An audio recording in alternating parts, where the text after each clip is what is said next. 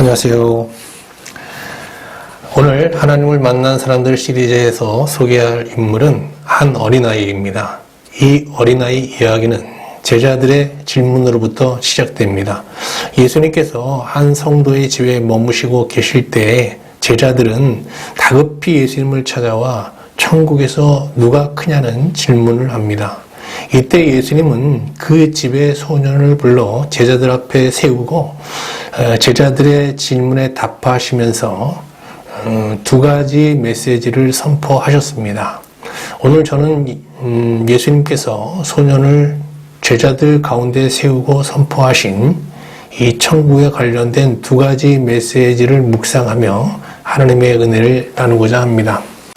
하나님께서 어린이를 세우고 선포하신 이 메시지는 성서학자들마다 해석이 분분합니다. 메시지에 대한 성서학자들의 해석이 다양하다는 것은 그만큼 이 메시지 내용이 쉽지 않음을 이제 반증하죠. 그런데 마태복음 18장 1절 말씀을 자세히 보다 보면 이 어려운 메시지를 좀 명쾌하게 풀어줄 수 있는 하나의 키워드를 발견하게 됩니다. 마태복음 18장 1절을 함께 보시죠. 그때의 제자들이 예수께 나와 천국에서 누가 크니까. 자, 여기서 이 본문의 내용을 풀어줄 수 있는 키워드는 바로 그때라는 단어입니다. 예수님께서 선포하신 메시지 내용을 살펴보기 전에 제자들이 예수님을 다급히 찾아온 그때에 대해 먼저 살펴보겠습니다.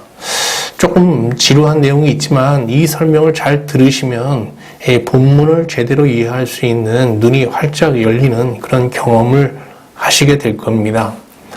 예수님 당시 유대인들은 주전 586년 나라를 잃고 600여 년간 바벨론, 페르시아, 그리스, 로마 제국의 이제 지배를 받으면서 참으로 비참한 삶을 살고 있었습니다.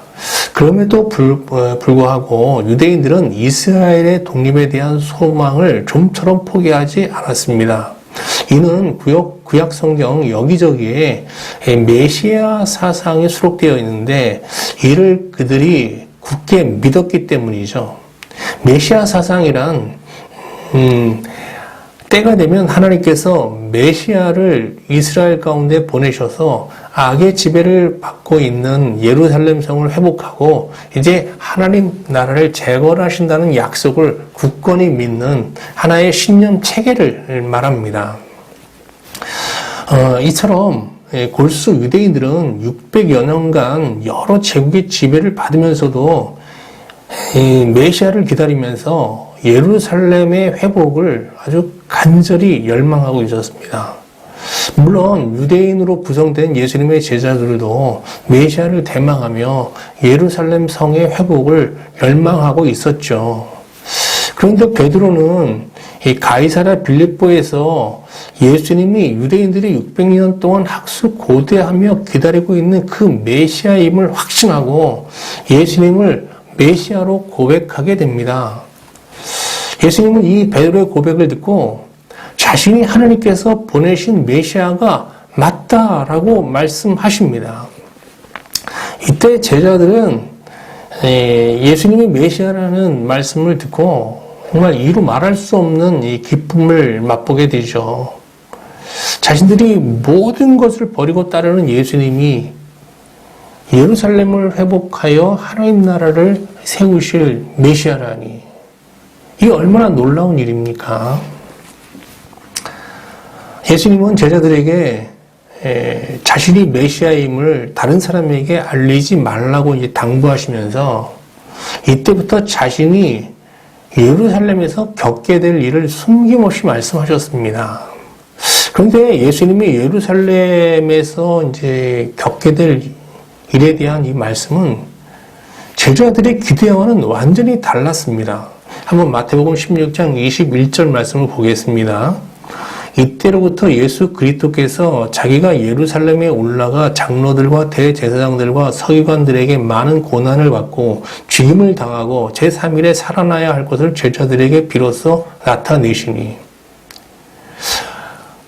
베드로는 예수님께서 예루살렘에서 겪으실 일을 이렇게 말씀하시자 예수님의 옷을 붙잡고 항변하며 결코 그런 메시아가 돼서는 안 된다고 예수님에 아주 그냥 항변을 합니다. 그러면서 자신들이 원하는 메시아가 되어줄 것을 간곡히 부탁하는데요. 그러면 베드로가 예수님께 기대하는 메시아는 어떤 메시아일까요? 그것은 예수님께서 유월절 예루살렘에 올라가 무리들에게 자신이 메시아임을 알리고 열광하는 무리들을 이끌고 힘으로 로마 군사들을 이제 예루살렘에서 몰아내고 예루살렘 성을 회복하고 이스라엘 독립을 선언하면서 예루살렘이 이제 하나님 나라를 세우는 그런 이제 메시아를 기대했던 거죠. 이에 예수님은 베드로를 향해서 사탄아 물러가라고 하시면서 자신은 땅에 속한 메시아가 아니라 하늘에 속한 메시아임을 분명하게 말씀하셨습니다. 그렇습니다. 예수님은 이 땅에 혁명으로 하나님 나라를 세우기 위해 세상에 오신 땅에 속한 메시아가 아니죠. 그는 인류의 죄를 대속하여 죽으심으로 하나님과 사람과의 단절된 관계를 회복하여 자기를 믿는 자들을 완전한 하나님 나라로 인도하시고자 하는 하늘에 속한 이제 메시아이십니다. 이처럼 예수님께서는 제자들에게 자신은 그들이 바라는 땅에 속한 메시아가 아니라 하나님이 보내신 하늘에 속한 메시아임을 분명하게 말씀하셨지만 제자들은 이런 어떤 교훈적 메시지 정도로 받아들이면서 여전히 예수님을 땅에 속한 메시아, 혁명가, 영웅적 메시아로 굳게 믿고 있었습니다. 예수님은 이렇게 가이사랴에서 제자들에게 자신이 그리스도임을 알리신 후 이제 갈릴리를 지나 예루살렘을 향하게 됩니다. 예루살렘을 향하는 예수님의 발걸음은 무거웠지만 예루살렘을 향하는 제자들의 발걸음은 기대와 흥분으로 들떠 있었습니다.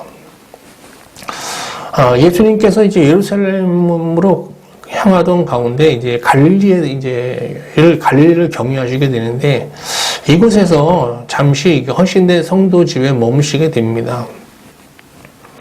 갈릴리에서 제자들은 이제 흥분하여 곧 도래할 새로운 나라에 대한 얘기를 이제 나누는데 이 이야기를 나누다가 자연스럽게 제자들은 새로운 나라에서 자신들이 맡게 될 자리에 대한 이야기를 하게 됩니다. 이때 제자들은 서로 누가 큰 자냐의 문제를 놓고 이제 경론을 벌이다가 마음에 큰 상처를 주는 말을 주고받으면서 이제 어떤 수습 불가능할 정도의 어떤 갈등을 맞게 됩니다. 이에 그들은 이 문제를 이제 예수님 앞에 해결받고자 예수님을 찾아와서 이렇게 묻습니다. 마태복음 18장 1절 말씀을 다시 보겠습니다. 그때 제자들이 예수께 나와 이르되 천국에서는 누가 크니까? 자, 이제 여기 그때라는 이 때에 대한 그 의미를 좀 아시겠죠? 지금 제자들은 이 예루살렘에서 세워질 그 하나님 나라에 대한 기대를 갖고 있고요. 근데 이 기대와 함께 서로 이 새 나라에서의 서로의 어떤 자리, 역할, 이런 것들을 얘기하다가 지금 서로 어떤 분쟁을 벌이면서 크게 지금 분노한 상태에 있습니다. 이런 상태에서 제자들은 예수께 나와서 천국에서 누가 크냐라고 묻는데 여기서 말하는 천국은 죽어서 우리가 들어가는 내세적 하나님 나라를 말하는 게 아니고요. 지금 예수님께서 예루살렘에 올라가셔서 세우실 하나님의 나라, 즉 새로운 나라를 뜻하는 겁니다. 그런데 제자들이 이 하나님 나라, 새로운 나라를 이제 천국이라고 한 것은 유대인들은 그 하나님이라는 말을 직접 입에 담는 것을 굉장히 불경하게 여기죠. 그래서 하나님을 하늘로 부르거든요. 그래서 이제 하나님 나라를 하늘나라, 천국이라고 이제 그렇게 말하고 있는 겁니다. 자, 여기서 이제 그때와 천국의 의미를 이렇게 이제 풀어서 1절 말씀을 한번 의역해 보도록 하겠습니다. 제자들이 새 나라에서 서로의 위치에 대해 경론을 벌이던 중 분개하여 예수님께 나와 이렇게 물었습니다. 주님이 예루살렘에 세우실 새 나라에서 큰 자는 누구입니까? 새 나라에서 우리가 맡아야 할 역할을 분명히 좀 말씀해 주십시오. 이에 예수님께서는 한 어린아이를 불러 그들 가운데 세우시고 두 가지 메시지를 선포하시게 됩니다. 예수님께서 제자들 앞에 어린이를 세우고 선포하신 첫 번째 메시지는 천국에 들어가려면 회심하여 어린아이와 같이 되어야 한다라는 것이고요. 두 번째 메시지는 천국에서 큰 자가 되려면 어린아이처럼 자기를 낮추며 이런 자를 영접해야 한다라는 것입니다. 자, 첫 번째 메시지부터 한번 살펴볼게요. 마태복음 18장 3절 말씀을 보겠습니다. 이르시되 진실로 너희에게 이르노니 너희가 돌이켜 어린 아이들과 같이 되지 아니하면 결단코 천국에 들어가지 못하리라. 여기서 어린이는 헬라어로 이제 파이디온이라고 하는데 이는 주로 5세에서 10세 사이의 어린이를 지칭합니다. 제자들이 하나님 나라에 들어가려면 먼저 회심하여 그 심령이 그들 앞에 서 있는 파이디온, 이 어린아이 같이 되어야 한다라는 이제 말씀인데요. 하나님 나라에 들어가려면 예수님을 메시아로 믿는 것만으로 충분하지 않습니다. 하나님 나라에 들어가려면 예수님 말씀처럼 예수님을 메시아로 믿으면서 동시에 회심하여 그 심령이 어린아이 같이 되어야 합니다. 예수님께서 그러면 제자들에게 요구하신 어린아이 같은 심령이란 구체적으로 어떤 마음 상태를 말하는 걸까요? 이는 파이디온, 어린이가 아버지에 대해 갖는 사랑과 공경의 마음을 말합니다. 갓 태어난 아기는 아버지를 사랑의 마음으로만 대하지만 이제 말귀를 알아듣기 시작하는 3세 때부터는 아버지에 대한 공경심을 배우게 됩니다.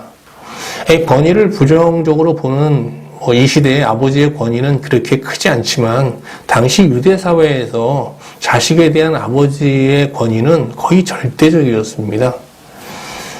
아버지에 대한 사랑과 공경의 마음은 이 파이디온 때 절정을 이루다가 청소년기를 변곡점으로 서서히 약화되고 청년기를 맞으면서는 이게 거의 이제 화석화되게 됩니다. 이 아버지에 대한 사랑과 공경의 마음이 화석화된다는 것은 아버지에 대한 사랑과 공경의 마음이 자발적으로 일어나는 게 아니라 이게 이제 의무적으로 자식의 도리로서 이제 아버지를 공경하고 사랑하게 된다는 뜻의 말입니다.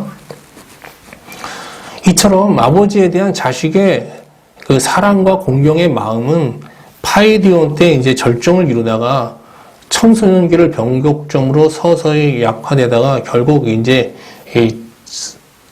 성년이 되면 돌처럼 화석화되게 되는 게 이제 일반적인 현상이죠.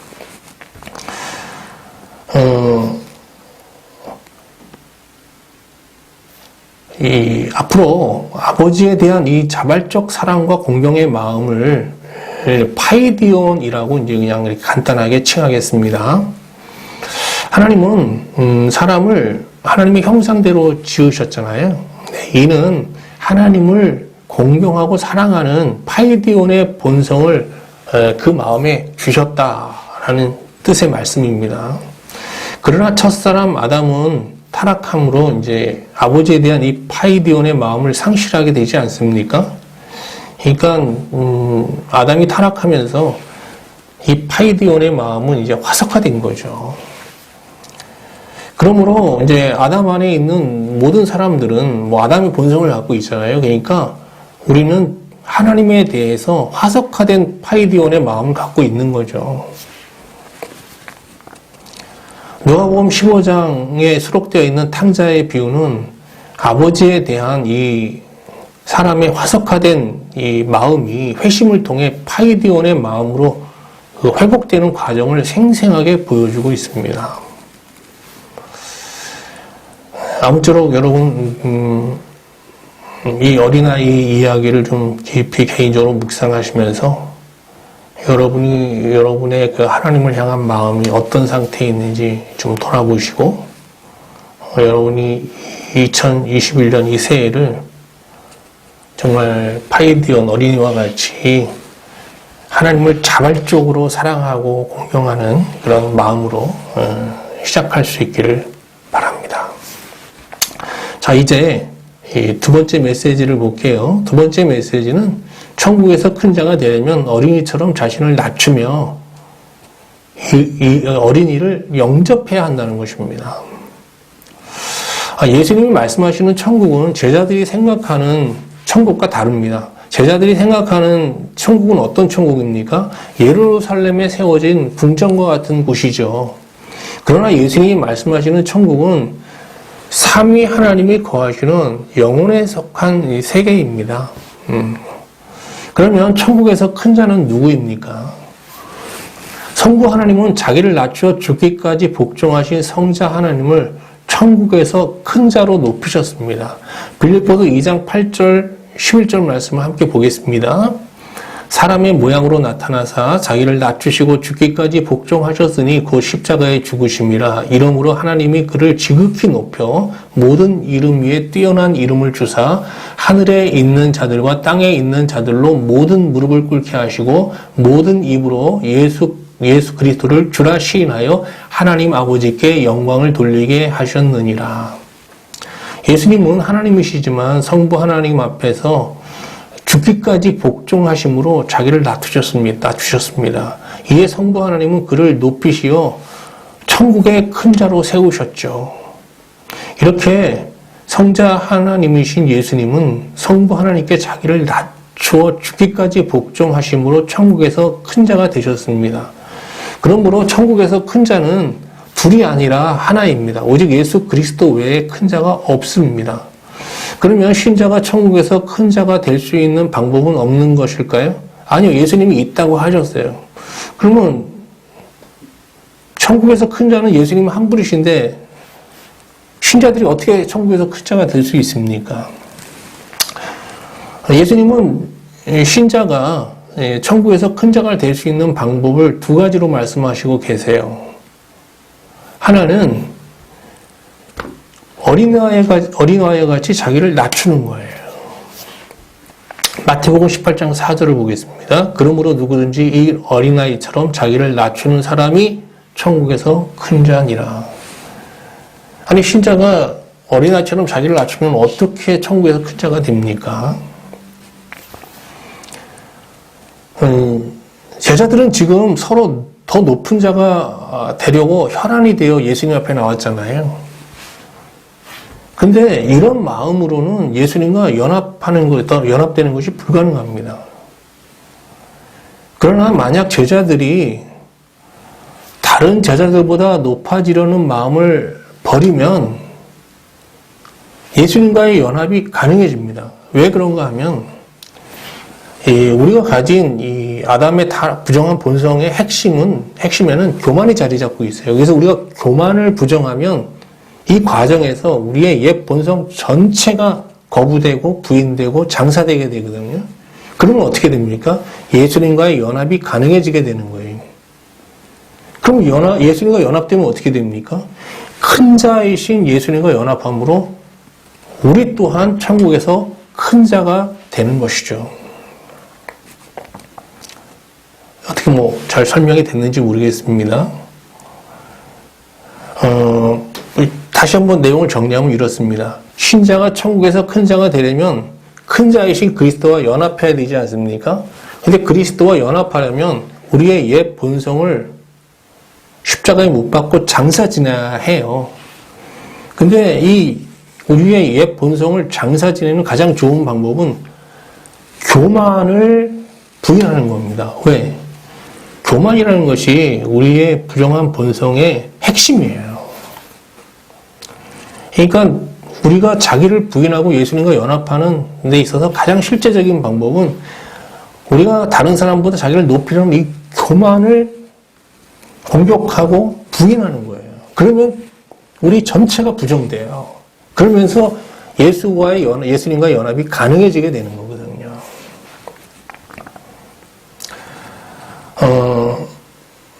근데 지금 제자들을 보세요. 제자들은 예수님에게 지금 자기를 높이려는 교만의 본성을 그대로 드러내면서 천국에서 큰 자가 누구냐고 묻고 있어요. 교만을 십자가에 못 박지 않으면 옛사람의 장사 없고 옛사람의 장사가 없으면 예수님과의 연합이 없고 예수님과의 연합이 없으면 천국에서 큰 자가 될 수 없잖아요. 예수님은 제자들에게 예수님과 연합하는 또 하나의 방법을 말씀하셨는데 그것은 어린아이를 영접하는 것입니다. 마태복음 18장 5절 말씀을 볼게요. 또 누구든지 내 이름으로 이런 어린아이 하나를 영접하면 곧 나를 영접함이니. 여기서 이런 어린아이란 자기를 낮춤으로 예수님과 연합되어 천국에서 큰 자가 된 신자를 말해요. 그러니까 내 이름으로 이런 어린아이 하나를 영접하라는 말씀은 성도들이 자기를 높이려는 교만의 욕망을 완전히 제거한 상태에서 나누는 영적 교제를 말하는 거예요. 예수님은 이런 어린아이 하나를 영접하는 것은 이렇게 어린아이 하나를 영접하는 신자의 행위는 곧 나를 영접하는 것으로 연결된다라고 말씀하셨는데 이 말씀은 신자가 교만을 제거한 상태에서 서로 나누는 이 영적 교제는 성삼위 하나님과의 교제에 참여하는 이 신령한 교제로 승화된다는 거예요.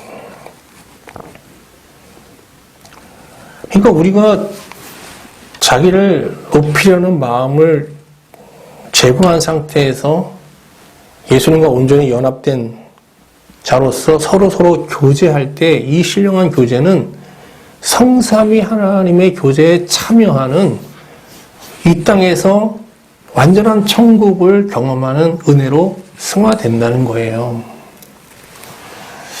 과거 저는 목사라는 그 직책에 매여 성도와 교제할 때 항상 그 지도자의 위치를 고수한다라는 생각에 이 어떤 자기를 높이려는 교만의 욕망을 온전히 제어하지 못했던 적이 많았던 것 같아요. 지금 생각하면 이런 저의 어떤 잘못된 목사 의식이 성도와의 어떤 신령한 교제에 크게 걸림돌이 된 거죠. 오늘 말씀을 보면서 참 놀라게 되는데 저의 이런 행동은 천국에서 예수님을 믿는 작은 자를 실족해 하는 무서운 죄가 될 수 있다라는 거예요.